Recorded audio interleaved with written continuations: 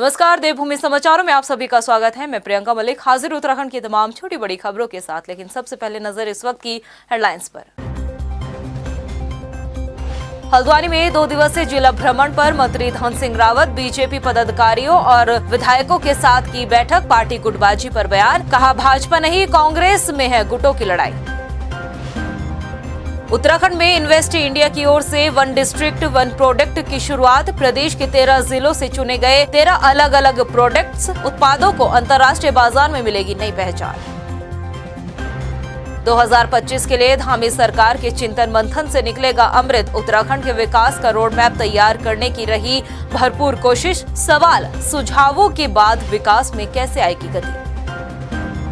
और उत्तराखंड में परिवारवाद की राजनीति पर बयानबाजी। भाजपा का बयान, मां बेटा बेटी की राजनीति तक सिमट गई कांग्रेस, तो विपक्ष ने भी साधा निशाना। बीजेपी नेताओं में अल्पज्ञान। हेडलाइंस के बाद खबरें विस्तार से। भाजपा संगठन के निर्देश पर कैबिनेट मंत्री द्वारा जिलों के प्रवास कार्यक्रम के तहत उच्च शिक्षा मंत्री धन सिंह रावत हल्द्वानी के भाजपा कार्यालय पहुंचे हैं, जहां उन्होंने पार्टी पदाधिकारी और विधायकों के साथ बैठक की है। इसके साथ ही जनता के साथ संवाद कार्यक्रम भी किया जाएगा। मंत्री धन सिंह रावत ने कहा कि प्रदेश अध्यक्ष और मुख्यमंत्री पुष्कर सिंह धामी ने सभी मंत्रियों को 6 कार्यक्रम दिए हैं, जिसमें जिलों के प्रवास, संवाद कार्यक्रम, अधिकारियों के साथ बैठक करनी है। वहीं लगातार पूर्व मुख्यमंत्रियों द्वारा की जा रही बयानबाजी पर भी धन सिंह रावत ने बयान देते हुए कहा कि पार्टी में कोई गुटबाजी नहीं है। सबसे ज्यादा गुटबाजी अगर है तो वो है कांग्रेस में। आज तो संगठनात्मक बैठकें हैं और पार्टी और मुख्यमंत्री जी की तरफ से सभी प्रभारी मंत्रियों के निर्देश दिए गए हैं कि वो हर जिलों में जाके जनता के साथ संवाद करें, पार्टी कार्यकर्ताओं की बैठक करें, बूथ अध्यक्ष जी के साथ उनके घर पे जाना है, पुराने कार्यकर्ताओं के साथ बैठक करनी है और एक ज़िले के अधिकारियों के साथ समीक्षा बैठक करनी है। तो ये जो 6 प्रोग्राम हैं वो सभी मंत्री अपने अपने प्रभारी जिलों में कर रहे हैं और पार्टी संगठन के आदेश पे हम सभी लोग आजकल हर जिलों में भ्रमण कर। वहीं केंद्रीय राज्य मंत्री अजय भट्ट ने काठगोदाम हेड़ाखान मार्ग का निरीक्षण किया है। लंबे वक्त से काठगोदाम हेड़ाखान मार्ग क्षतिग्रस्त है, जिसकी वजह से ग्रामीणों को काफी परेशानियों का सामना करना पड़ रहा है। निरीक्षण के दौरान ग्रामीणों ने प्रदर्शन भी किया है और आरोप भी लगाया कि अधिकारियों की लापरवाही के चलते लंबे वक्त से ये मार्ग बंद पड़ा हुआ है, जिसे सुचारू करने के लिए कोई कार्रवाई नहीं की जा रही है, जिसकी वजह से मूलभूत सुविधाओं के लिए भी अब ग्रामीण इस मार्ग के बंद होने की वजह से तरस रहे हैं। इस मौके पर निरीक्षण के बाद अजय भट्ट ने अधिकारियों को जल्द से जल्द इस यातायात मार्ग को सुचारू करने के निर्देश दिए हैं। सर, यहाँ पर जो 2 हफ्ते से ज़्यादा हो गया है, यहाँ पर जो खाद्यान्न की संकट गया गया, जैसे राशन था, दूध था, वहाँ पर फल उसकी बड़ी संभावना पर खतरनाक हुई है। वैकल्पिक मार्ग, लेकिन व्यवस्था तो हो रही है। कहीं अगर फिर बरसात होती है, फिर नदियाँ। मंत्री जी के घेराव को पूछना, मंत्री जी का घेराव भी क्या बोले? घेराव नहीं किया, हमने वार्तालाप करी उनसे कि भाई हमें यहाँ से रोड किसी हालत में इसको खुलवा दो, क्योंकि इतनी संभावना, बीमार आदमी बहुत बीमार यहाँ पर जो है उनके लिए बड़ी समस्या हो रही है। क्या कहा उनने? तो उनने आश्वासन दिया, मैं उसको पहले देख रहा हूँ, देखने के बाद तुरंत उसको हम कार्रवाई करते, तो हम धन्यवाद देना चाहेंगे। अगर वो इसको जल्दी से जल्दी कैसे खोला जाए, इसके लिए मैंने सारे अधिकारी भी बुलाए हैं और ये तो बन नहीं सकती है। वैकल्पिक मार्ग पीछे की तरफ से 2.5-3 किलोमीटर उधर कनेक्ट करने पर काम चल सकता है। लगभग 120 गांव प्रभावित हैं और जल्दी से जल्दी भूगर्भ शास्त्रियों ने जो रिपोर्ट दी है कि इस पर हाथ न लगाएं, उनकी रिपोर्ट को मानते हुए पीछे के साइड से वैकल्पिक मार्ग फिलहाल खुल जाए, चाहे 10 दिन लगे, 5 दिन लगे, 7 दिन लगे, 3 दिन लगे। ये कोशिश हम कर रहे हैं। बहुत तेजी से शासन में इस समय काम हो रहा है। वहीं छात्र संघ चुनाव पर उच्च शिक्षा मंत्री धन सिंह रावत ने कहा कि सरकार की तरफ से छात्र संघ चुनाव को लेकर कोई मनाही नहीं है। गढ़वाल विश्वविद्यालय में छात्र संघ चुनाव करा दिए गए हैं और अब बचे हुए 11 विश्वविद्यालयों में भी जल्द ही एक ही दिन में चुनाव करा दिए जाएंगे और छात्रों के एडमिशन पूरे होते ही छात्र संघ चुनाव की तारीखें भी तय कर दी जाएगी। और आपको ये बताते हुए मुझे हर्ष हो रहा है कि गढ़वाल विश्वविद्यालय के 3 कैंपसों में चुनाव हो गए हैं। अब जो हमारे 11 विश्वविद्यालय हो रहे हैं उनके रिजल्ट और एडमिशन, चूँकि विश्वविद्यालय ही उसका घोषित करता है चुनाव भी और प्राचार्य, तो सरकार की तरफ से कोई मनाही नहीं है। सरकार का एक ही कहना है कि एक ही दिन चुनाव होंगे और ये विश्वविद्यालय और प्राचार्य जल्दी बैठने वाले हैं और मुझे लगता है कि जल्दी जो है उस पर ये एक अंतिम निर्णय ले लेंगे। उत्तराखंड में इन्वेस्ट इंडिया की ओर से 1 डिस्ट्रिक्ट 1 प्रोडक्ट की शुरुआत की जा रही है। इसमें उत्तराखंड के 13 जिलों से 13 अलग अलग प्रोडक्ट्स चुने गए हैं। अल्मोड़ा से बाल मिठाई, उत्तरकाशी से लाल चावल जैसे प्रोडक्ट हर जिले से चुने गए हैं। इन्वेस्ट इंडिया का मकसद लोकल चीजों को ग्लोबल लेवल तक ले जाने का है। उद्योग निदेशक सुधीर चंद्र नोटियाल ने बताया कि ऐसे प्रयासों से उत्तराखंड के उत्पादों को अंतर्राष्ट्रीय बाजार में एक नई पहचान मिल सकेगी और इन सभी उत्पादों को बनाने वाले लोगों को भी उचित दाम दिए जाएंगे। 1 डिस्ट्रिक्ट 1 प्रोडक्ट का जो कॉन्सेप्ट है, इसको भारत सरकार के टॉप लेवल से, प्राइम मिनिस्टर लेवल से प्रमोट करने का एक बीड़ा उठाया गया है और सभी राज्य इसमें शामिल हैं। सभी राज्य अपने अपने हर डिस्ट्रिक्ट से कम एक प्रोडक्ट को आइडेंटिफाई करके उसको vocal for local and local to global जो एक थीम है, एक नारा दिया गया है, उसके हिसाब से हमारे जो हर ज़िले में खास चीज़ें हैं, जो विशेष प्रोडक्ट है, यूनिक प्रोडक्ट है, पैकेजिंग को इम्प्रूव करके और उसमें जो हमारी विशिष्टता है उसको बरकरार रखते हुए, तो ये इनिशिएटिव इसके लिए है। आईआईटी रुड़की में 175वां स्थापना दिवस भव्य तरीके से मनाया गया है, जिसमें मुख्य अतिथि के तौर पर लोकसभा स्पीकर ओम बिरला ने शिरकत की है। साथ ही विशिष्ट अतिथि के तौर पर भारत सरकार में डाक विभाग के सचिव विनीत पांडे भी मौजूद रहे। आईआईटी रुड़की के 175वें स्थापना दिवस की बधाई देते हुए लोकसभा अध्यक्ष ओम बिरला ने कहा कि आईआईटी रुड़की अनुसंधान में सबसे आगे है। वहीं भारत सरकार के डाक विभाग के सचिव विनीत पांडे ने कहा कि आईआईटी रुड़की प्रौद्योगिकी, शिक्षा और समाज के विकास में योगदान देने वाली संस्था है। 175वें स्थापना दिवस समारोह के उपलक्ष्य में एक स्मारक डाक टिकट, सिक्का और एक कॉफी टेबल बुक का भी लोकार्पण किया गया है। साथ ही आईआईटी रुड़की के प्राचीन गौरवशाली इतिहास को दुनिया के सामने रखा गया। आईआईटी रुड़की के 175वें स्थापना दिवस पर और पुराने विद्यार्थी एलुमनी के समारोह में आना हुआ। हमारे नौजवानों की बौद्धिक क्षमता, उनकी नवाचार, उनकी सोच, नई इनोवेशन और उनके नए स्टार्टअप और यूनिकॉर्न के कारण आज भारत आर्थिक रूप से मजबूत हुआ है और वैश्विक स्तर पर भी जो चुनौतियां हैं और भारत में भी चुनौतियां हैं, उसका समाधान इस विद्यालयों के कैंपस से निकले। मैं पुराने विद्यार्थियों और नए विद्यार्थियों को इसके लिए बधाई देता हूँ। जैसा कि ये पिछले 1 साल से प्रोग्राम चल रहे हैं और इसमें हम लोगों ने बहुत सी कॉन्फ्रेंस कराई, जो कि विदेशों से बहुत सारे प्रतिभागी आए, उन्होंने यहाँ कॉन्फ्रेंस में अपने अपने पेपर प्रेजेंट किए। उसके अलावा हम लोगों ने बहुत सी ऐसी एक्टिविटीज़ की, जैसे आप देख रहे हैं 129 स्टार्टअप एक्टिविटीज़ डेवलप हुई हैं और वो आज 47 एक्टिविटीज़ जो स्टार्टअप की हैं वो यहाँ डेवलप जो डिस्प्ले हो रही हैं, जिसको देख के आपको समझ में आ रहा होगा कि हमारे छात्र और या जो प्राध्यापक हैं किस तरह से काम कर रहे हैं। सरकार और साहिब लोगों के चिंतन शिविर में 3 दिन तक उत्तराखंड के विकास का रोड मैप तैयार करने की भरपूर कोशिश की गई। राज्य की तरक्की के लिए कई मंत्र और कई सुझाव भी दिए गए, जिसमें प्रदेश की आर्थिकी को सुधारने से लेकर पर्यटन, पर्वतीय क्षेत्रों का विकास, महिलाओं और युवाओं को सशक्त बनाने पर फोकस, रोजगार समेत प्रदेश के हित से जुड़े उन तमाम मुद्दों पर चर्चा हुई है। लेकिन सवाल ये है कि 3 दिन के मसूरी में हुए इस समुद्र मंथन से राज्य की आम आवाम के लिए कौन सा अमृत निकलेगा? चलिए इस रिपोर्ट में दिखाते हैं। उत्तराखंड की धामी सरकार राज्य को साल 2025 तक देश के अग्रणी राज्यों में शामिल करने के लिए प्रदेश के विकास का खाका तैयार कर रही है। लेकिन इस विकास के रोड मैप को तैयार करने से लेकर इसे धरातल पर उतारने तक सरकार के सामने क्या कुछ चुनौतियां हैं, इसे समझना बेहद जरूरी हो जाता है। दरअसल धामी सरकार का उद्देश्य 2025 तक उत्तराखंड को देश का सर्वश्रेष्ठ राज्य बनाना है, जिसके लिए विकास का रोड मैप तैयार किया भी जा रहा है।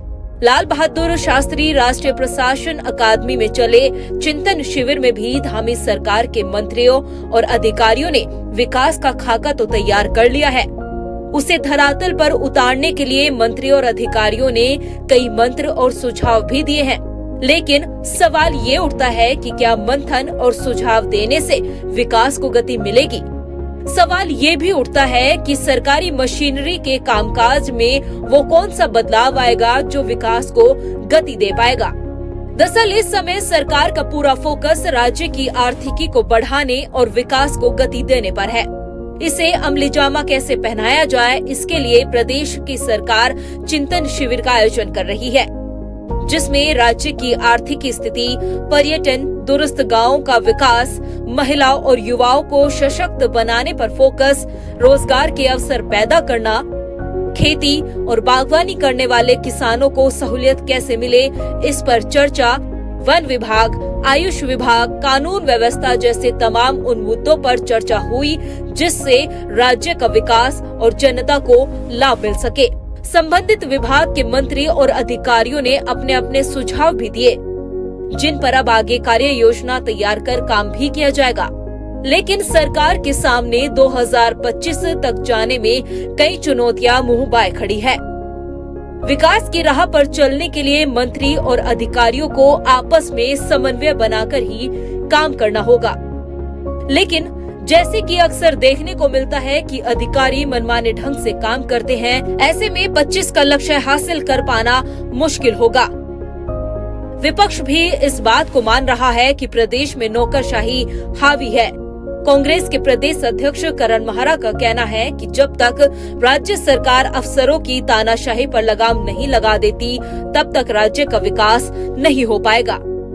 इतने चिंतन शिविर देख लिए, इन्होंने अपने सांसदों को गांव गोद दिए थे, आज उनकी क्या हालत है। अब अपने मंत्रियों और विधायकों से कह गांव गांव में रहो, क्या हुआ?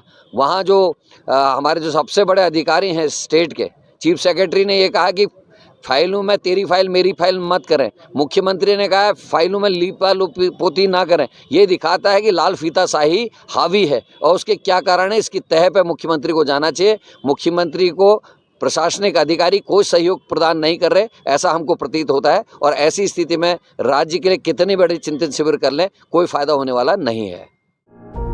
अगर इस मुद्दे पर गौर किया जाए तो वाकई प्रदेश में अफसरों की तानाशाही अक्सर देखने को मिलती है, जिसकी वजह से कई काम अधर में लटके भी होते हैं। खुद मुख्य सचिव एस.एस. संधू ने भी चिंतन शिविर में ये कहा है कि आईएएस अधिकारी नकारात्मक रवैया दिखाते हैं और काम के निस्तारण के बजाय उसे ना कहने में अपनी पावर समझते हैं। जो नो निकलती है इसका मतलब आपकी ईगो है, ईगो नो कहती है।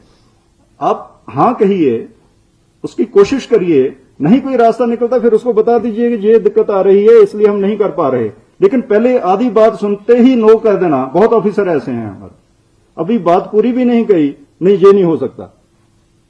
और उसमें आदमी बहुत अपने को बड़ा महसूस करता है कि इतना बड़ा आदमी आया मैंने नो कर दी। फिर बहुत से ऑफिसर ऐसे भी हैं बैठ के सुनाते भी हैं, फला आया इतना आया मैंने मना कर दिया।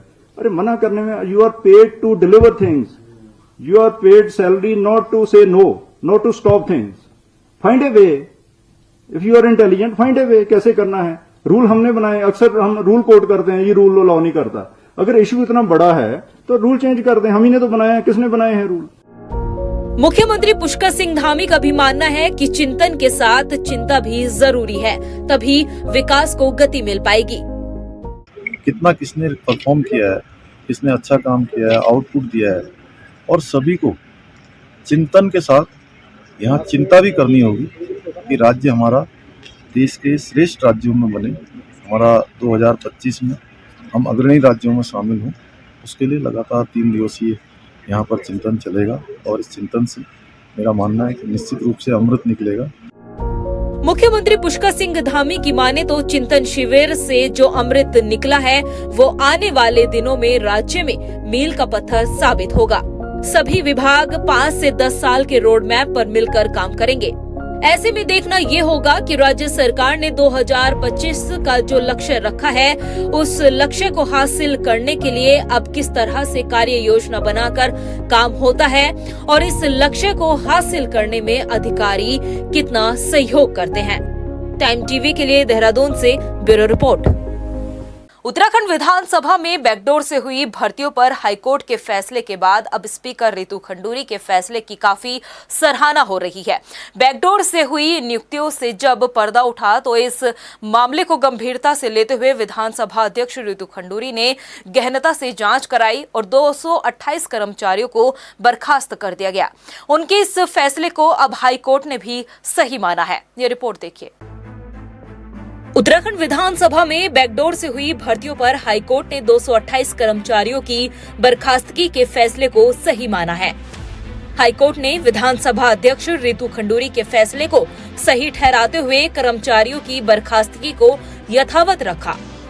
हाईकोर्ट के फैसले के बाद अब प्रदेश भर में विधानसभा अध्यक्ष रितु खंडूरी के फैसले की सराहना भी हो रही है। दरअसल उत्तराखंड में अब तक जो भी विधानसभा अध्यक्ष रहे हैं उन सब के कार्यकाल में विधानसभा में बैकडोर से नियुक्तियां करने की पटकथा लिखी गई है, लेकिन पहली बार उत्तराखंड विधानसभा के इतिहास में रितु खंडूरी के बतौर विधानसभा अध्यक्ष बैकडोर से विधानसभा में हुई नियुक्तियों को रद्द किया गया है, जिस पर अब हाईकोर्ट ने भी अपनी मुहर लगा दी है। रितु खंडूरी के इस फैसले से जहां बैकडोर से हुई कई नेताओं के करीबियों को झटका लगा है, तो वहीं उत्तराखंड के युवाओं का दिल जीतने का काम भी विधानसभा अध्यक्ष रितु खंडूरी ने किया है। इस मामले पर विधानसभा अध्यक्ष रितु खंडूरी का कहना है कि उनकी किसी से भी कोई व्यक्तिगत दुश्मनी नहीं है, लेकिन जिस तरीके से अनियमितताओं को लेकर भर्ती की गई है वो उसके खिलाफ थी। हाईकोर्ट के माननीय उच्च न्यायालय का जो निर्णय आज आया है उसका स्वागत करती हूँ और उनका आभार और धन्यवाद भी करती हूँ। ये जो टर्मिनेशन का फैसला था या निरस्तीकरण का जो फैसला था वो नियम को देखते हुए था। किसी पर्सनल इंडिविजुअल किसी के साथ मेरी कोई लड़ाई नहीं थी या मैं किसी इंडिविजुअल को नहीं टारगेट कर रही थी, ये सिस्टम को टारगेट कर रहे थे और जो नियम है उनको हम टारगेट कर रहे थे। तो मुझे आज खुशी है कि जो मैंने उस दिन निर्णय लिया था उसको आज माननीय उच्च न्यायालय ने सही ठहराया। विधानसभा अध्यक्ष रितु खंडूरी के इस फैसले की अब काफी सराहना हो रही है। पूर्व विधायकों के बने संगठन ने भी रितु खंडूरी के फैसले की सराहना की है और उनको बधाई भी दी है। देखिए, जो भ्रष्टाचार का मामला है इस पर तो सभी लोग चिंता में है। ये भ्रष्टाचार का जो जिन्न है इसको मरना चाहिए, खत्म होना चाहिए। और जिस तरह में देखिए माननीय धामी जी प्रयास कर रहे हैं और माननीय विधानसभा अध्यक्ष जी ने भी इसमें बहुत सराहनीय प्रयास किया है। हम ही कह रहे हैं कि जो नियुक्तियों में जिस प्रकार से भी जो मनमानी है, जो भ्रष्टाचार है वो रुकना चाहिए। और हम उसके बाद जो है माननीय अध्यक्ष जी से भी मिले थे, उनको भी हमने धन्यवाद किया है। उनका जो इस प्रकार का जो निर्णय रहा है और भविष्य में भी ऐसे निर्णय जो है कठोरता से और बिना किसी अपना प्रयास सोचते हुए लेने की आवश्यकता है, तभी प्रदेश का हित हो सकता है। हालांकि कांग्रेस अभी भी इस मामले में राजनीति ढूंढती नजर आ रही है। कांग्रेस के प्रदेश अध्यक्ष करण माहरा का कहना है कि जिन विधानसभा अध्यक्षों ने गलत नियुक्तियां की है उन पर भी कार्रवाई होनी चाहिए। कांग्रेस का पहले दिन से स्टैंड है कि जिस दिन से राज्य गठन हुआ है और विधानसभा बनी है उसके बाद से जितनी भी नौकरियां ली हैं, अगर जांच हो तो फिर सबकी जांच होनी चाहिए, सब में एक सम फैसला आना चाहिए। दोष उन नेताओं का है जिन्होंने नैतिकता को ताक पर रखते हुए, अपने रसूख का फायदा उठाते हुए अपने परिवार के लोगों की नौकरियां विधानसभा में लगाई। तो जनता के जो योग्य लोग हैं उनके हकों में डाका डालने का जिन नेताओं ने काम किया था उनके खिलाफ कार्रवाई होगी, तब हमको खुशी होगी। किसी की नौकरी जाने से हमको कोई खुशी नहीं। उत्तराखंड विधानसभा बैकडोर की नियुक्तियों को लेकर एक पहचान बन चुका था, लेकिन जिस तरीके से विधानसभा अध्यक्ष रितु खंडूरी ने विधानसभा में बैकडोर से हुई नियुक्तियों को निरस्त किया है, उससे एक पहचान देश में बड़ी कार्यवाही को लेकर भी बनी है। ऐसे में जिस तरीके से विधानसभा अध्यक्ष रितु खंडूरी ने इस पूरे मामले में सख्त रवैया अपनाया है, उससे विधानसभा अध्यक्ष रितु खंडूरी का राजनीतिक कद और भी बढ़ गया है। टाइम टीवी के लिए देहरादून से मनीष टंगवाल की रिपोर्ट।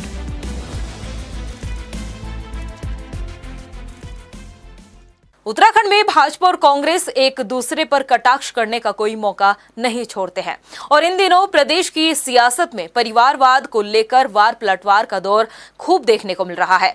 दोनों ही पार्टियां जनता के मुद्दों से हटकर परिवारवाद की राजनीति पर बयानबाजी कर रही है। बीजेपी के नेता कांग्रेस को परिवारवाद से जुड़ी पार्टी बता रहे हैं तो वहीं कांग्रेस भी भाजपा के नेताओं के अल्प ज्ञान पर चुटकी लेते नजर आ रहे हैं। ये रिपोर्ट देखिए। राजनीति में परिवारवाद हमेशा से एक बड़ा मुद्दा रहा है। उत्तराखंड में सत्ता पक्ष भाजपा हो या कांग्रेस, दोनों ही दल परिवारवाद के साए से बाहर नहीं निकल पाए हैं।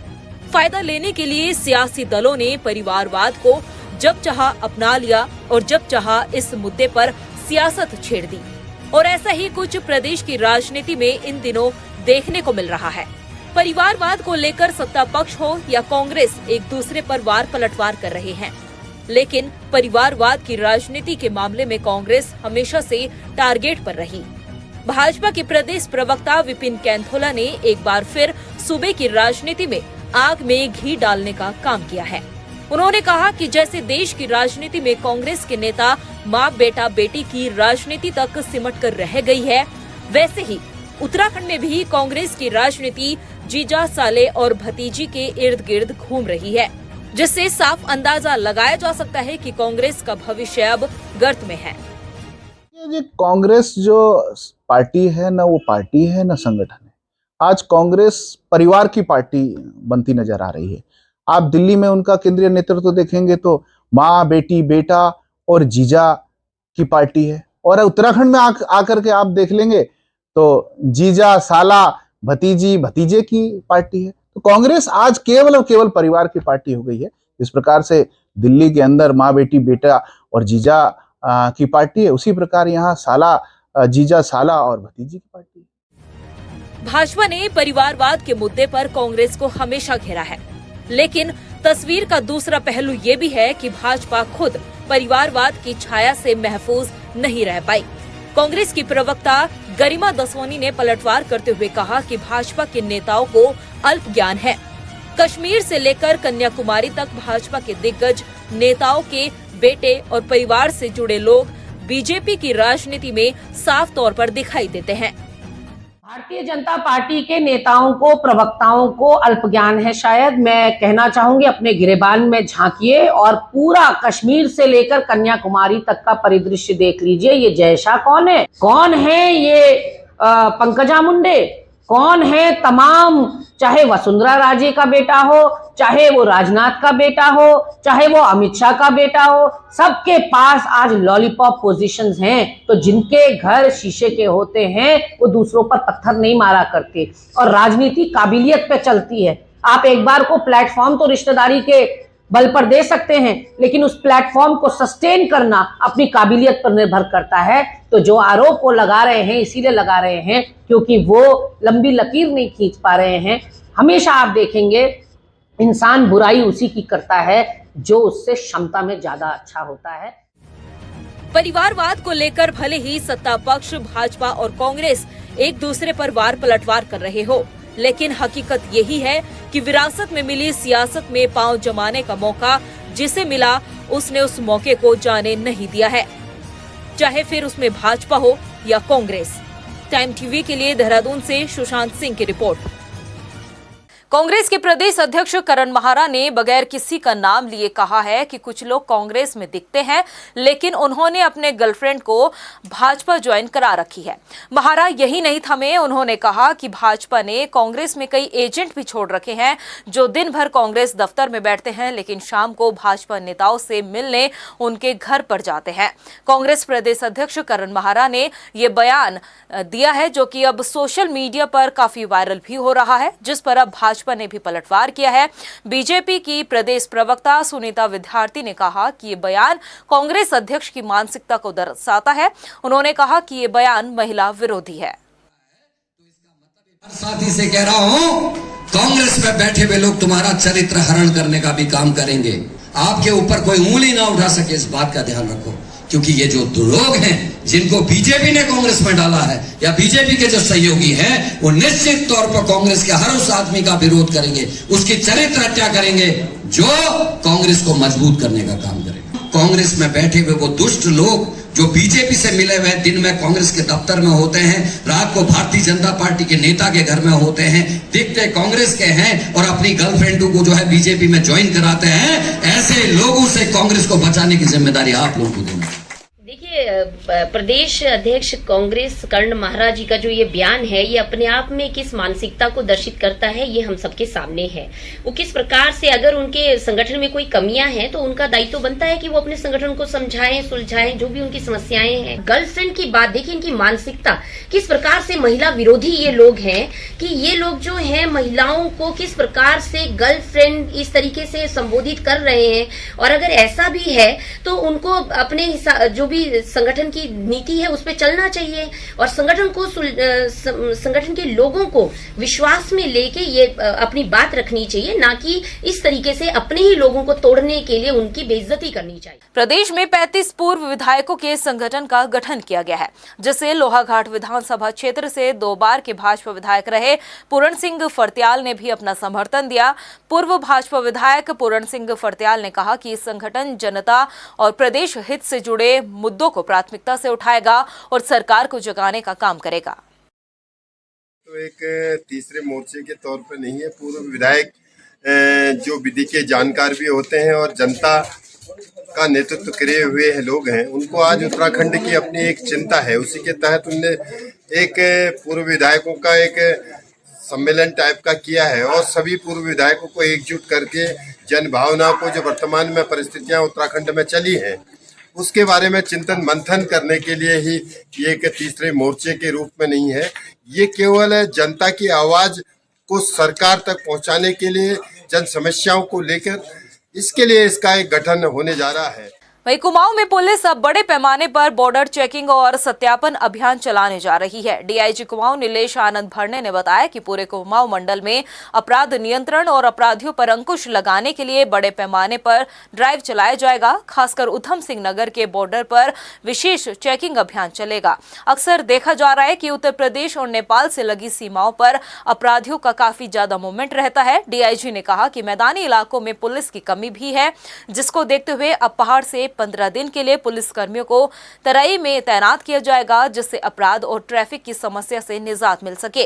इसके साथ ही बॉर्डर पर एसपी और सीओ की चेकिंग के लिए भी उनकी मॉनिटरिंग भी करेंगे। तो इसमें जो है अभी पुलिस जल्दी ही जो है एक चेकिंग अभियान बृहद स्तर पर चलाएंगी, जिसमें कुछ फोर्स की कमी जो है, जो प्लेन एरिया में स्थानांतरण के बाद कुछ कमी हुई है, तो इसमें जो है कुछ अभियान के तहत पहाड़ से जो कर्मचारी है, इनको एक अभियान के तहत यहाँ चेकिंग चलाई जाएगी। उधम सिंह नगर की जो उत्तर प्रदेश से लगी हुई सीमाएं हैं, नेपाल से लगी हुई सीमाएं हैं, जहाँ पर कई बार जो है वो अपराधी आते हैं, शरण भी लेते हैं यहाँ पर, तो सत्यापन के साथ साथ चेकिंग अभियान भी इसमें बृहद स्तर पर चलाया जाएगा। 2021 कुंभ के दौरान हरिद्वार में हुए कोरोना जांच घोटाले के मामले में मेला अधिकारी अर्जुन सिंह सेंगर और उप मेला अधिकारी एसके त्यागी को सस्पेंड कर जांच के आदेश दिए गए थे, जिसके बाद विजिलेंस, डीएम, एसआईटी और ईडी ने जांच की थी और माना जा रहा था कि जांच के बाद सरकार बड़ी कार्रवाई करेगी।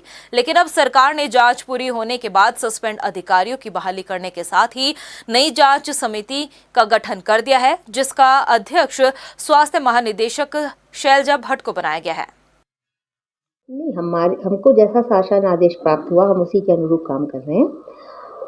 जो आपने कहा कि जांच के लिए भी पत्र हमें प्राप्त हुआ है, उसके अकॉर्डिंगली हम समिति बनाकर आगे जांच करने की कार्रवाई करें। कुमाऊं में पूर्वोत्तर रेलवे इज्जतनगर की मंडल रेल प्रबंधक रेखा यादव ने रेलवे अधिकारियों के साथ रेलवे स्टेशन का निरीक्षण किया है। इस दौरान डीआरएम रेखा यादव ने स्टेशन पर कंट्रोल रूम, यात्री विश्राम कक्ष, टीटीई कार्यालय, पार्सल कार्यालय सहित सभी कार्यालयों का बारीकी से निरीक्षण करते हुए खामियां मिलने पर संबंधित अधिकारियों को उसके सुधारीकरण के निर्देश भी दिए हैं।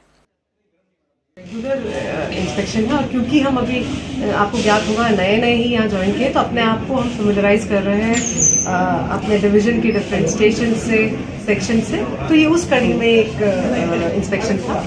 और देखिए, कमियां तो रहती हैं, ये है कि नई नज़र रहती है, कई बार आप यूज टू हो जाते हो, कई बार नए काम हो रहे हैं, काम के दौरान थोड़ी सी खामियां हो जाती हैं। तो ये टीम पूरी हमारे ऑफिसर्स की आई है और आप देख ही रहे हैं कितना सीरियसली हम इसको ले रहे हैं सब the entire team from Izzatnagar division. तो I think it is a good step. Lohaghat में जिला जेल बनाने का मुद्दा गरमाता हुआ नजर आ रहा है। जेल बनाने का विरोध करते हुए लगातार दूसरे दिन भी लोगों ने धरना प्रदर्शन किया। जिला प्रशासन द्वारा लोहाघाट के छमनिया में जिला जेल बनाने की कवायद शुरू करने की कार्रवाई से भड़के क्षेत्र के सभी दलों ने जनप्रतिनिधियों के साथ मिलकर लोहाघाट की एसडीएम रिंकू बिष्ट का घेराव किया है और ज्ञापन भी सौंपा है और जेल बनाने का कड़ा विरोध जताया है। चंपावत डिस्ट्रिक्ट में जेल के लिए 2-3 जगह पर भूमि देखी गई है। बीच में आईजी जेल मैडम का निरीक्षण था, तो उनके द्वारा जो उनके प्रोटोकॉल हैं, जो उनके मानक हैं, उसके अकॉर्डिंग जमीन की मांग जिला प्रशासन से की गई थी। उसमें भी क्योंकि हमारे पास में एक फ्लैट जमीन थी वो दिखाई गई है। ये अभी प्रस्ताव बना नहीं है और ये जमीन चयनित नहीं हुई है। लोगों के मन में ये भ्रम है कि इसको फाइनल कर लिया गया है, ये भी फाइनलाइज नहीं। प्रदेश की खबरों में इतना ही, फिर हाजिर होंगे कुछ खास खबरों के साथ। तब तक के लिए मुझे दे इजाजत, नमस्कार। हल्द्वानी में 2 दिवसीय जिला भ्रमण पर मंत्री धन सिंह रावत, बीजेपी पदाधिकारियों और विधायकों के साथ की बैठक। पार्टी गुटबाजी पर बयान, कहा भाजपा नहीं कांग्रेस में है गुटों की लड़ाई। उत्तराखंड में इन्वेस्ट इंडिया की ओर से 1 डिस्ट्रिक्ट 1 प्रोडक्ट की शुरुआत। प्रदेश के 13 जिलों से चुने गए 13 अलग अलग प्रोडक्ट्स उत्पादों को अंतर्राष्ट्रीय बाजार में मिलेगी नई पहचान। 2025 के लिए धामी सरकार के चिंतन मंथन से निकलेगा अमृत। उत्तराखंड के विकास का रोड मैप तैयार करने की रही भरपूर कोशिश। सवाल, सुझावों के बाद विकास में कैसे आएगी गति। और उत्तराखंड में परिवारवाद की राजनीति पर बयानबाजी। भाजपा का बयान, मां बेटा बेटी की राजनीति तक सिमट गई कांग्रेस, तो विपक्ष ने भी साधा निशाना। बीजेपी नेताओं में अल्पज्ञान।